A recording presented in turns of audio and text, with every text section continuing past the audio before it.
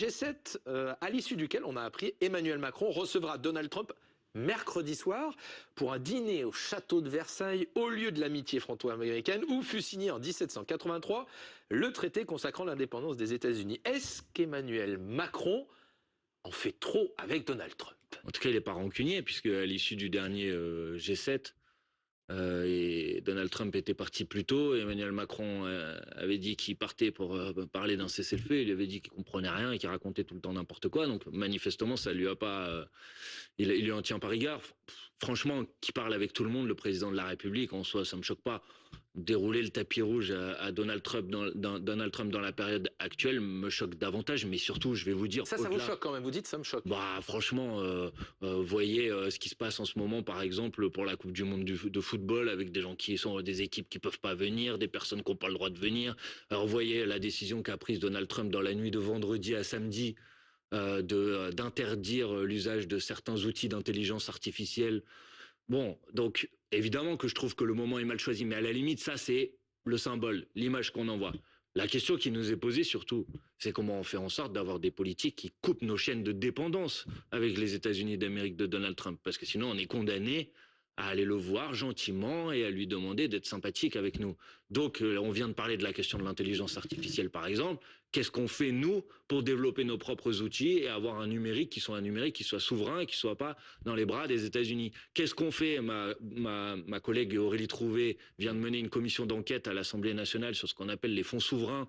Ces entreprises qui viennent, ces fonds, en particulier américains, qui prennent des actifs industriels en France et qui ont contribué à casser absolument notre souveraineté industrielle. Qu'est-ce qu'on fait en manière militaire, en matière de défense, pour être indépendant des politiques des États-Unis d'Amérique? Voilà, à mon avis, la question qu'il faut poser. Le reste, c'est du symbole.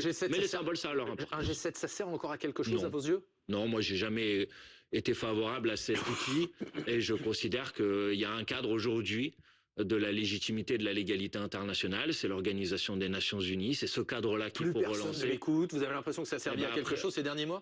Pas suffisamment, vous avez raison. Faut dire que quand on a l'impression qu'il y a une forme de double standard permanent, que les décisions à l'encontre de l'un ne s'appliquent pas de la même manière à l'encontre de l'autre, évidemment qu'il y a des gens qui commencent à douter de la pertinence de ce cadre. Mais si on n'a pas ce cadre, qu'est-ce qui nous reste? Donc évidemment qu'une politique internationale de non-alignement et d'indépendance de la France que l'on porte et que l'on portera dans la campagne présidentielle autour de Jean-Luc Mélenchon, c'est une politique qui nécessite de rétablir les Nations Unies et le droit international. Ça veut dire que si dans un an, Jean-Luc Mélenchon était élu à l'Élysée, il ne participerait pas au G7?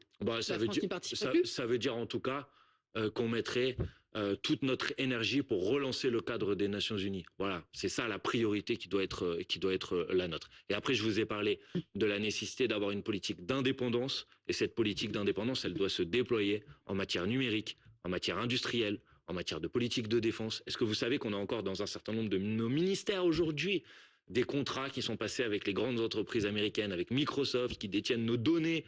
Et on trouve ça normal. Alors après, on peut poser le problème de savoir s'il faut aller parler avec Donald Trump ou pas. Mais quand il a accès à toutes nos données d'éducation qui peut nous couper un certain nombre de nos instruments de défense, franchement, le sujet, il devient pas très important. Donc Jean-Luc Mélenchon n'irait peut-être pas au G7? Oh, je sais pas, il faudrait poser la question à Jean-Luc Mélenchon. Mais en tout cas, ce dont je suis sûr, c'est qu'il mettrait la priorité sur l'Organisation des Nations Unies.